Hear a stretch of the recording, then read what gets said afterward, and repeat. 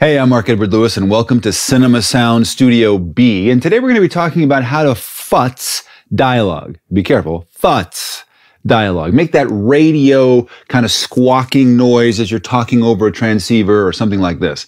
And there's a lot of really good ways of doing it. You can add a EQ or distortion plugins, overdrive, bit crushers. You can even use analog tube modeling to run sounds through and overdrive the tube and then recompress and all kinds of fun things. But our friends at Waves Audio have a couple of cool music plugins that work perfectly for this purpose. And, you know, in independent productions, time is money, and we usually don't have a lot of either. So whatever we can do to streamline the process and create maybe one, at most two plugins to do the job of 6 or 7, that's awesome. And that's exactly what I'm going to show you how to do right now. All right, we're here in Adobe Audition, and we're going to do a little dialogue crunching with the Waves Audio guitar amp plugin. So here's a piece of dialogue that we've got here, a male voice. Let me go here. But you're taking unnecessary risks. That stunt in the destroyer was insubordination. Fine, right? No problem. Let's say we wanted him to come out of, say, a speaker in a hallway somewhere. We've already got our basic grade dialed in from Waves Audio Q10. Lovely. And now what we're going to do is go here, AU, Waves, scroll way down through Waves to guitar amp stereo.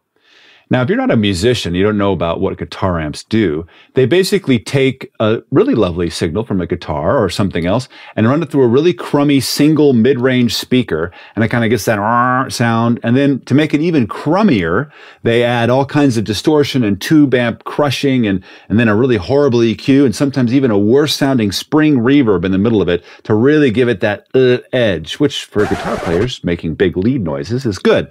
And for us trying to make really nice high fidelity sound, not so good. But since that's not what our aim is here, a guitar amp saves us from having to add an EQ, a distortion, an overdrive, maybe even a bit crusher, and do all of these plugins in a row just to get the same sound that we could get out of what in essence is a larger format, small speaker in a hallway with bad electronics and bad acoustics. So let me show you. This is the default, and it's got a couple of cool things about it. One, you've got this awesome EQ section, which is pretty simple: bass, mid, treble. Presence is the highest frequencies. And then how much, crunch are you going to add? Drive has nothing to do with where you're going on Saturday night. And then you have the kinds of amps. You can even choose a bass amp with a gigantic speaker and less high frequency response, but more low frequencies. The basic kinds of things you want here. Clean, drive, high gain, and then this gentleman, Mr. Neil Citron's version that he likes to use on his records. Again, this is a music tool that we're going to hijack. Yes! Now, over here in this next section, you have two different amps that you could choose. Everything from a 12-inch open back, that's 12-inch speakers, to a 15-inch big speakers, to two 12 inches, 4 12 inches, British, standard, vintage. We're talking about Marshall stacks now, all right? And then a whole bunch of other cool bits in here, all the way down to no cabinet at all, just the electronics itself, which is not what we want. So we'll start with, let's say, 4 12-inch British, and then inside you can say what kind of microphone is it miking the cabinet with. Like what? I know, modeled microphones. Here you've got a Sennheiser version. I can say Sennheiser because I'm not them. A Sennheiser 421, off-axis, meaning it's pointed away from the speaker a little bit, or on-axis, a dynamic Shure 57, probably, I don't know which 84 that might be, a ribbon mic, an RE20 from our friends at Electro Voice, and that's not condom, that's condenser. I know it looks like condom, but it's condenser, sorry.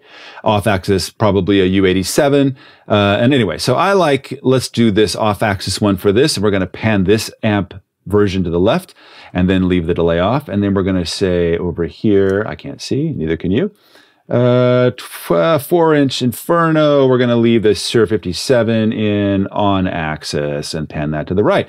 Now let's see what happens. We haven't done much here. Let's turn the drive down. But you're taking unnecessary risks. That stunt in the destroyer was insubordination. See how it's already grungy and distorted already? How nice is that? Let's add some, I'm going to make a loop. This is so fun, right? I'm going to make a loop here. But you're taking unnecessary risks.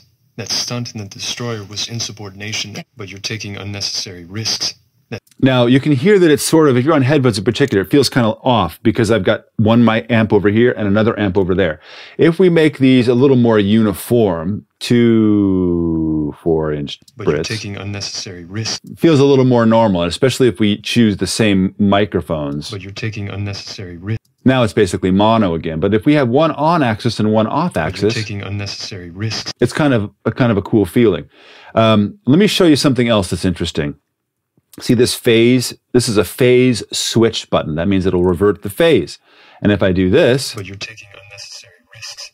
That's stunting them. it's super Zulu, right? You're like, whoa, it's so awesome. But what happens if I come over here and use up here this mono sum to mono tool that Adobe Audition has built in? Watch what happens. You're taking unnecessary risks.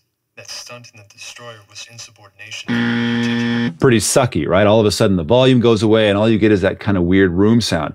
And that shows you that flipping the phase is always mono incompatible. May sound great in stereo, but when all of a sudden you're, listening to it on somebody's laptop where basically it comes to you in mono anyway because the speakers are so close together, it's going to suck. And this dialogue will be dropped and you won't hear it. So we don't want to use this. But let's kind of futz this up a little more. Let's try a different amplifier. taking unnecessary risks. That About stunt punchy? in the destroyer was insubordination. Actually, let's go to drive, edgy. But you're taking unnecessary risks. That stunt in the destroyer was insubordination. But you're taking unnecessary risks. Now we want this to sound like it's coming out of a little speaker in a hallway. So let's try a different one here. But you're taking unnecessary risks. That stunt in the destroyer was insubordination. But you're taking unnecessary risks. That stunt in the destroyer was insubordination. Maybe let's try one of these, high gain crunch. But you're taking unnecessary risks. That stunt in the destroyer was insubordination. But you're taking unnecessary risks. That stunt in the destroyer was insubordination. But you're taking unnecessary risks. That stunt in the destroyer was insubordination. Maybe a little too much, isn't it? That's pretty rough. How about Inferno? But you're taking Ooh, that's just pain. Scorch. But you're taking Ooh. How about, let's go back to the scream here. But you're taking unnecessary risks. That stunt in No, I think we were doing pretty good here with crunch. But you're taking unnecessary risks. That stunt in the destroyer was insubordination. But you're taking unnecessary risks. Now remember how this was. But you're taking unnecessary risks. And with one plugin, But you're taking unnecessary risks. that's pretty awesome. Now, it still doesn't sound like it's in a hallway. It sounds like it's really close and dry. And there really isn't a reverb built into this particular plugin. And that's okay. We really don't want that anyway. What we want to do is be able to bus this sound to a corridor that any other track could use if it wanted to. So let's do that. Let's see here. Do I have any buses sitting around? I don't. So let's make one. We're going to go track, add stereo bus. We're going to call this, hey, corridor. Corridor bus. Thank you. And here in the bus section, we're going to say, please send to the corridor bus. There it is. And we're going to send it to Unity. And now it will come over here. Let's take it out of solo. And okay, back to effects we go. We want to add the waves. Oh, let's see. I think we want to add true verb, which is probably pretty cool. Nice. Has probably a preset that will work for us. True verb stereo. True verb is an algorithmic reverb that is really cool. Let's see here. Rock guitar room, millennium verb, large concept, Bayou Theater. That's exciting. Let's try the Bayou Theater. That sounds pretty cool. Let's see what happens. But you're taking unnecessary risks. Okay.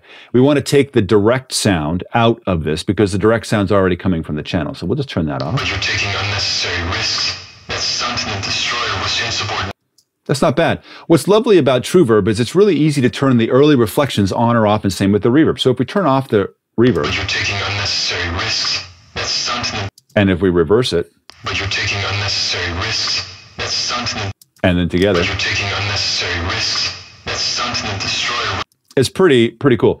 Let's see. Let's add some dimension. Let's make the room size a little bit bigger, but let's make us closer. Well, let's make it a little bit farther. But you're taking unnecessary risks. That stunt in the destroyer was insubordination. But you're taking unnecessary risks. That stunt in the destroyer was insubordination. But you're taking unnecessary risks. Cool. And then let's bring up this little EQ so we're not losing so much high frequencies. But you're taking unnecessary risks. That stunt in the destroyer. Now that's nice early reflections only.